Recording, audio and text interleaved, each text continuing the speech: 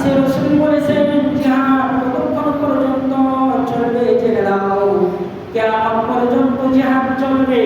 কি পর্যন্ত ভাই? কিয়ামত পর্যন্ত জিহাদের আইন চালু রয়েছে, জিহাদের আইন কোনো বিলুপ্তি হয় নাই। হে গাজীন, ততক্ষণ পর্যন্ত জিহাদ তুমি চালাইবা। আল্লাহ পাক ফরমায়, আল্লাহ বলেন ওয়াকাতিলুহুম হাত্তা লা তাকুনা ফিতনাতুন ওয়া ইয়াকুনা আদ-দীনু লিল্লাহ। ততক্ষণ পর্যন্ত কিতাল চলবে, ততক্ষণ পর্যন্ত জিহাদ চলবে, যতক্ষণ পর্যন্ত আল্লাহর জমিনে, আল্লাহর জমিন থেকে ফিতনা দূর না হবে। হাত্তা লা তাকুনা ফিতনা ওয়া ইয়াকুনা আদ-দীনু লিল্লাহ, আল্লাহর জমিনে আল্লাহর দ্বীন কায়েম না হবে। এখন কি গোটা বিশ্বে আল্লাহর দ্বীন কায়েম হয়েছে? হয় নাই। ফিতনা দূর হয়েছে? হয় নাই। বর্তমান জামানায় সবচেয়ে বড় ফিতনাবাজ হচ্ছে ইসরায়েল, ইউরোপ, আমেরিকা। যারা বলেন ঠিক কিনা? মানবতার দোহাই দেয়, মানবতার দোহাই দিয়ে দিয়ে নিরস্ত্র মুসলমানগুলিকে চাহিয়া চাহিয়া পাখির মতো গুলি করে মারতেছে, পাখির মতো গুলি করে মারতেছে। আর এই নিরস্ত্র মুসলমানরা যেন আয়াতের প্রতিচ্ছবি, যেন আল্লাহ বলেছেন ওমা লাকুম লা তুকাতিলুনা ফি সাবিলিল্লাহ ওয়াল মুস্তাদআফিনা মিনার রিজাল ওয়ান নিসাই ওয়াল বিলদান আল্লাযীনা ইয়াকুলুনা রাব্বানা আখরিজনা মিন হাযিহিল ক্বরিয়াতিজ যালিমি আহলুহা ওয়াজআল লানা মিন লাদুনকা ওয়ালিয়্যা ওয়াজআল লানা মিন লাদুনকা নাসীরা। বেগাজী আল্লাহ পাক রব্বুল আলামিন বলতেছেন তোমাদের কি হলো? কেন তোমরা আল্লাহর রাস্তায় জিহাদ করো না? কেন তোমরা জিহাদ ছেড়ে দিয়েছো? ওই ফিলিস্তিনটাকে দেখো, নিরহ নারী, পুরুষ, বৃদ্ধা, জওয়ান যাহারা রয়েছে তাহারা শুধু একমাত্র আল্লাহর দিকে তাকিয়ে আছে। তাহারা তাহাদের উপরে যে বর্বর অত্যাচার নিপীড়ন শুরু করেছে, এই বর্বর অত্যাচার অন্যায় নিপীড়ন থেকে উদ্ধার করার জন্য আল্লাহর দরবারে করুণ সুরে সাহায্য প্রার্থনা করতেছে। রব্বানা আখরিজনা মিন হাযিহিল ক্বরিয়াতিজ যালিমি আহলুহা, হে আমাদের রব, আমাদেরকে এই জনপদ থেকে বের করো, আমাদেরকে এই জনপদ থেকে বের করো। ওয়াজআল লানা মিন লাদুনকা ওয়ালিয়্যা ওয়াজআল লানা মিন লাদুনকা নাসীরা, আমাদের জন্য একজন ওলি পাঠাও, আমাদের জন্য একজন সাহায্যকারী পাঠাও। সুলতান সালাউদ্দিন আইয়ুবীর মতো একজন পাঠাও, মুহাম্মদ বিন কাসিমের মতো একজন পাঠাও, বীর হাজিরিন ওমর ইবনে খাত্তাব রাদিয়াল্লাহু তাআলা আনহুর মতো একজন ওলি পাঠাও, খালিদ বিন ওয়ালিদের মতো একজন ওলি পাঠাও, আমাদের কাছে তারিক বিন জিয়াদকে পাঠাও। আয় আল্লাহ, আমাদেরকে এই জালিমদের জনপদ থেকে বের করে দাও। এইভাবে তারা করুণ সুরে কান্নাকাটি করতেছে আর বলতেছে, হে দুনিয়ার বিশ্ববাসীরা, তোমরা দেখো, তাকাও, তোমাদের মা বোনেরা কতভাবে লাঞ্ছিত হচ্ছে, তোমাদের ভাইয়েরা কিভাবে লাঞ্ছিত হচ্ছে, তোমাদের বাবারা কিভাবে পঙ্গু হয়ে যাচ্ছে, তোমাদের ভাই বোনদের ইজ্জত কিভাবে লুণ্ঠিত হচ্ছে, তোমাদের মসজিদে আকসা, বাইতুল্লাহ, বরকতময় পুরনো ভূমি কিভাবে কাফের মুশরিকরা দখল করে আছে।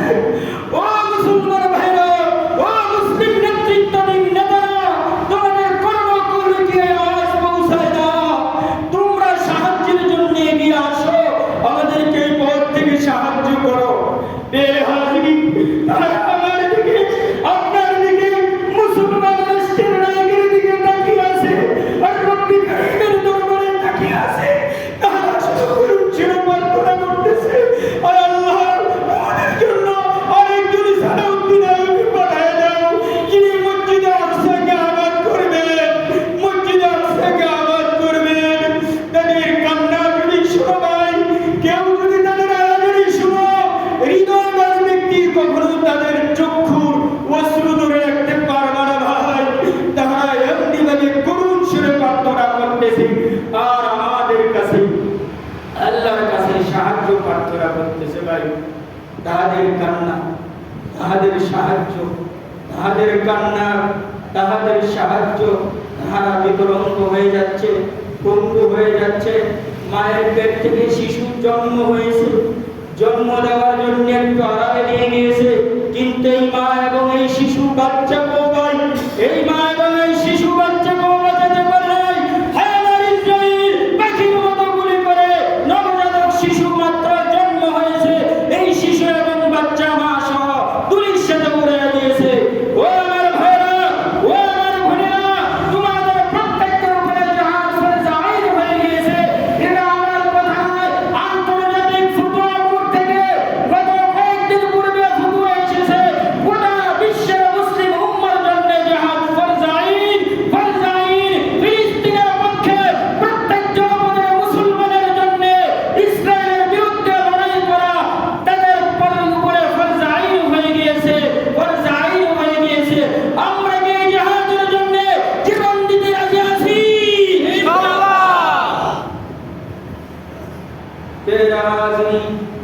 জীবন দিলে জীবন দিতে হবে। জিহাদ ছাড়া লাঞ্ছনা অপমানিতর রাস্তা শেষ হবে না।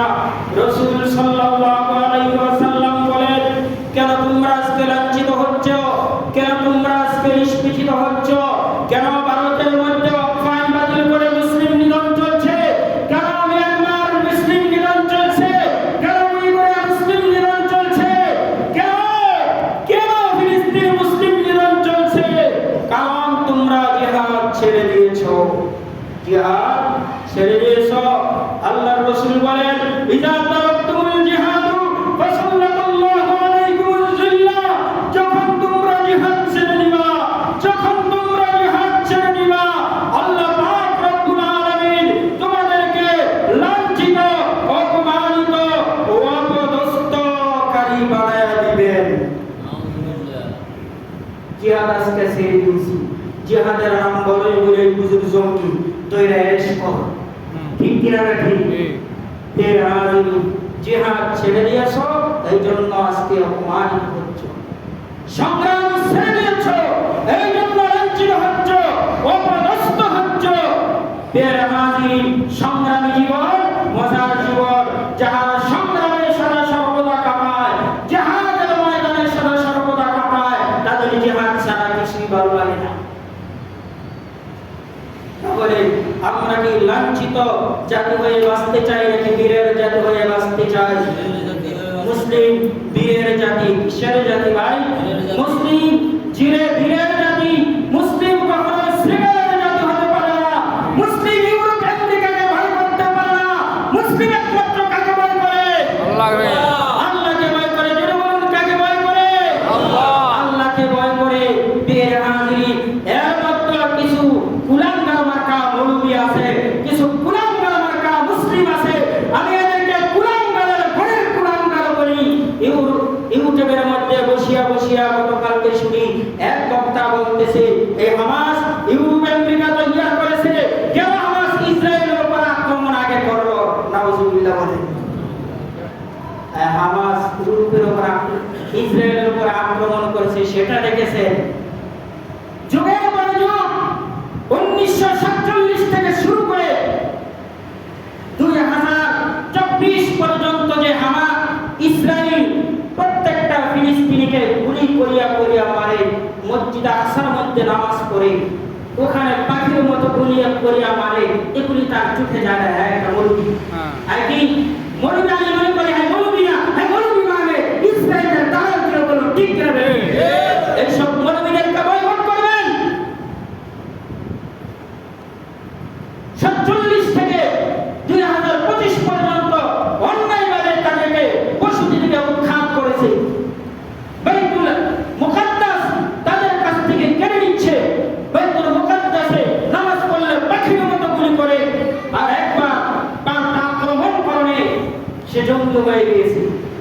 সে হামাসকে দোষারোপ করে বর্তমান সময়ে যেখানে বিশ্বে আমিররা বিশ্বের ফতোয়া দিয়েছেন প্রত্যেক মুসলিম রাষ্ট্র প্রধানের উপর ফরজ হয়ে গিয়েছে ইসরায়েলের বিরুদ্ধে যুদ্ধ করা। শুধু মানবতার সহায়তা চলবে না, শুধু মানব কল্যাণের সহায়তা চলবে না, শুধু টাকা দিয়ে সাহায্য করলে চলবে না।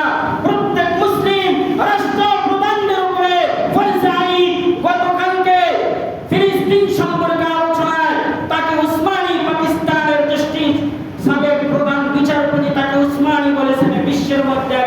স্কলারশিপ, তিনি বলেছেন গোটা বিশ্বের মুসলিম রাষ্ট্র প্রধানগুলির উপরে ফরজে আইন হয়ে গিয়েছে। বর্তমানে প্রত্যেকটা মুসলিম রাষ্ট্র প্রধান থেকে সেনাবাহিনী দিয়া সশরীরে যুদ্ধে তাদের জন্য তাদেরকে পাঠাও, ফিলিস্তিনের মধ্যে তাদের বিরুদ্ধে, ইসরায়েলের বিরুদ্ধে ফিলিস্তিনের পক্ষ হয়ে লড়াই করার জন্য। কিন্তু আজকে মুসলিম প্রত্যেক এরদোয়ান নিয়োগ, গোটা বিশ্ব নিয়োগ, এমন বলেছেন তাকে উসমানী আমাদের পাকিস্তান সরকার সহ গোটা বিশ্বের সরকার উপরে ফরজ আইন। আগে সরকার, পরে আমরা আমাদের ইউনুস সরকারকে বলে দিতে চাই আমাদের জন্য উন্মুক্ত করে দাও, অথবা আমাদের দেশের সেনাবাহিনী ফিলিস্তিনে গিয়ে আমাদের যুদ্ধ করে সুনামের সাথে যুদ্ধ করে এসেছে, তাদের সুনাম এখনো পর্যন্ত রয়ে গেছে। গতকালকে নিউজের মধ্যে দেখলাম আমাদের সেনাবাহিনী বলতেছে আমাদেরকে যদি যুদ্ধে যাওয়ার জন্য অনুমতি দেয়, আমাদের সরকার যদি যুদ্ধে যাওয়ার ব্যবস্থা করে দেয়, আমরা প্রস্তুত আছি ইসরায়েলের বিরুদ্ধে ফিলিস্তিনে গিয়ে ফিলিস্তিনের পক্ষ হয়ে লড়াই করার জন্য। তাই আমি বলতে চাই, আমার সাথে আপনারা একমত কিনা জোরে বলুন।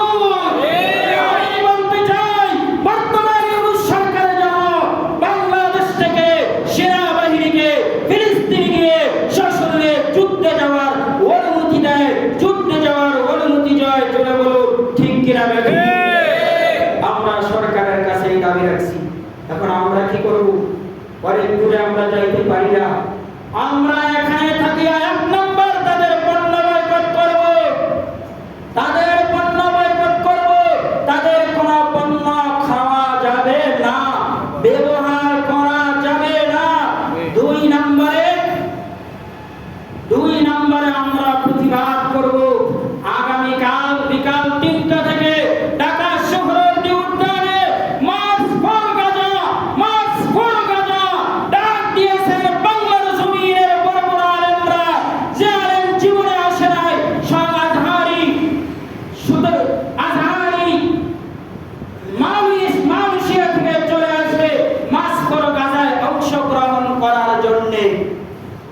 মাওলানা মামুনুল হক, জমিয়ত উলামা ইসলাম, জামাতে ইসলাম এবং অন্যান্য ইসলামী দলগুলি যারা রয়েছে, এমনকি যারা বামপন্থী ইসলামী দল না, মাহমুদুর রহমান মান্না আমার দেশ পত্রিকার সম্পাদক, এরপরে সানিস আলম, হাসানাত আব্দুল্লাহ, স্কুল কলেজের ছাত্র, সকল দল মিলিয়া মার্চ ফর গাজা কর্মসূচি ডাক দিয়েছে।